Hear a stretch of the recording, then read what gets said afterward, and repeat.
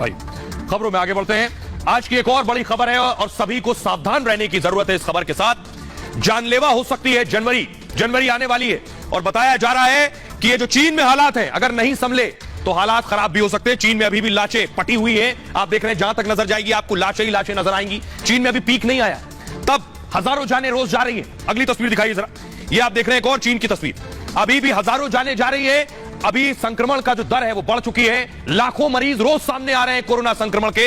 अब चीन का ये जो कोरोना है, जनवरी भारत के लिए इंपॉर्टेंट है। 40 दिन बहुत सतर्क रहने की जरूरत है। हालात खराब हो सकते हैं। अगली तस्वीर दिखाई, क्योंकि भारत में स्थिति ये है कि यहां भी बाजारों में उतनी ही भीड़ है, लोग उसी तरह बाजारों में निकल रहे हैं। और दूसरी चीज कि अब 31 आ रहा है, नया साल आ रहा है। नए साल में लोग बाहर निकलेंगे घूमने के लिए, तो सावधानी बरतनी जरूरी है। क्योंकि मैं आपको बताऊं कि टूरिस्ट डेस्टिनेशन पर भारत में बहुत ज्यादा भीड़ हो रही है। एक्सपर्ट कह रहे हैं 40 दिन जरूरी है, जनवरी जानलेवा भी हो सकता है। ये क्यों कह रहे हैं ये मैं आपको दिखा रहा हूं। देखिए जिनपिंग को आप देख रहे हैं, कोरोना छिटक छिटक के गिर रहे हैं। ऐसे ही चारों तरफ कोरोना छिटक छिटक के जा रहे हैं। देश के लिए जनवरी जानलेवा है। भारत के लिए कोरोना पर अगले 40 दिन बहुत गंभीर बताए जा रहे हैं।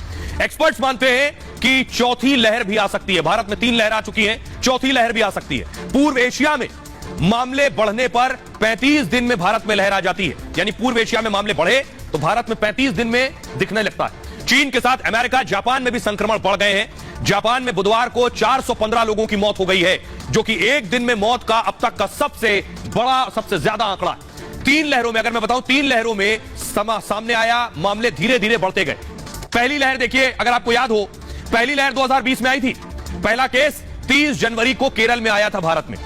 पहली लहर का जो पीक है 17 सितंबर को आ गया था। यानी पहली लहर में पीक आने में 6 महीने लगे थे।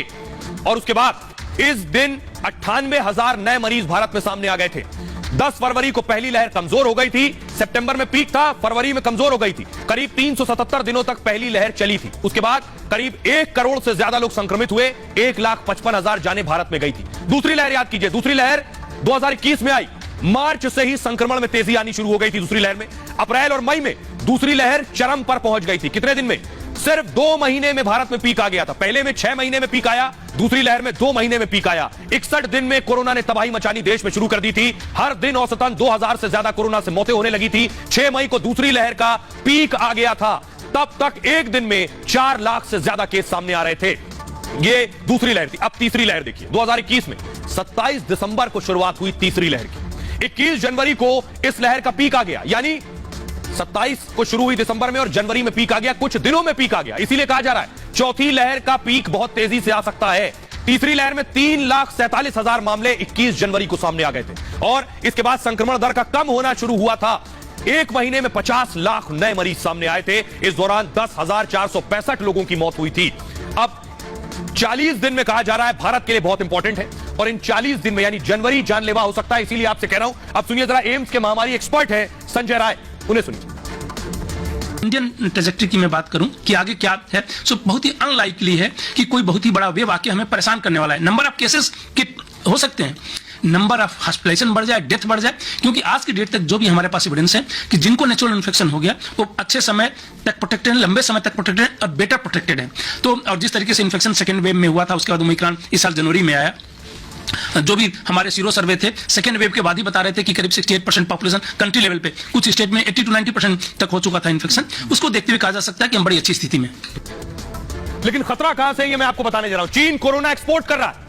चीन फ्लाइट के जरिए कोरोना भेज रहा है। इसलिए सबसे पहला खतरा चीन से आने वाले पैसेंजर हैं। ये मैं क्यों कह रहा हूं? क्योंकि चीन ने कई ऐसी फ्लाइट्स भेजी हैं। आपको बताऊं, उन फ्लाइट में जब लैंड हुई दुनिया के देशों में तो आधे लोग कोरोना पॉजिटिव थे।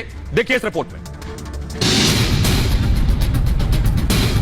चीन ने यूरोप में एक बार फिर कोरोना बम फोड़ दिया है। चीन एक बार फिर दुनिया में कोरोना एक्सपोर्ट कर रहा है। 2023 में चीन ने फिर दुनिया को तबाह करने का प्लान बना लिया है। दरअसल चीन से इटली के मिलान जा रही 2 फ्लाइट में यात्री कोरोना पॉजिटिव पाए गए।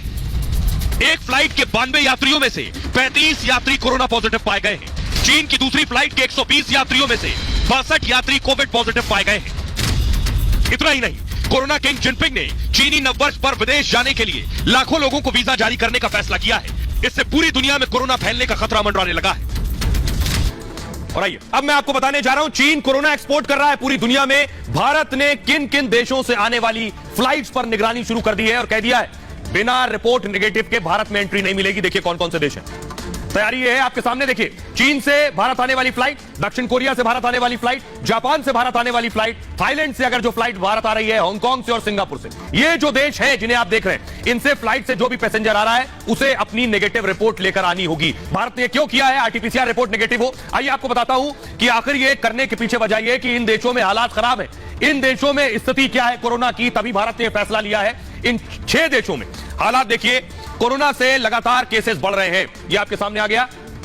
हर दिन करीब, ये मैं आपको दिखा रहा हूं चीन की हालत, हर दिन करीब 3 करोड़ 70 लाख नए मरीज चीन में सामने आ रहे हैं। लगभग 25 करोड़ लोग संक्रमित हो चुके हैं। अस्पतालों में व्हीलचेयर से जमीन तक इलाज चल रहा है चीन में। शमशान में अंतिम संस्कार की 2000 तक वेटिंग चल रही। अगला देश देखिए हांगकांग। हांगकांग से जिसे भारत आना है वो आरटीपीसीआर रिपोर्ट नेगेटिव लेकर आए। 24,000 नए मरीज हांगकांग में सामने आए। अब तक 11,683 लोगों की मौत हो चुकी है। 5 लाख से अस्पतालों में मरीज है, 5 लाख से ज्यादा, करीब 23 लाख नए मरीज सामने आए हैं जापान में। और अब तक 56,648 कोरोना मरीजों की मौत हो गई है। 78 लाख से ज्यादा मरीजों का इलाज जारी है। अगला देश है साउथ कोरिया। साउथ कोरिया से अगर आ रहे हैं तो आरटीपीसीआर रिपोर्ट नेगेटिव लानी होगी। 71,000 से ज्यादा नए मरीज साउथ कोरिया में। अब तक 32,000 से ज्यादा मौत हो चुकी है। 11 लाख मरीजों का इलाज जारी है साउथ कोरिया में भी। लेकिन भारत ने क्या कदम उठाए हैं? जो लोग विदेशों से आ रहे हैं, जो लोग कोरोना लेकर भारत में लैंड हो रहे हैं, उन्हें क्या करना है ये मैं आपको दिखाता हूं। ये देखिए जरा, ये आप देख रहे हैं चीन समेत 6 देशों से आने वालों पर सख्ती बरती जा रही है और भारत आने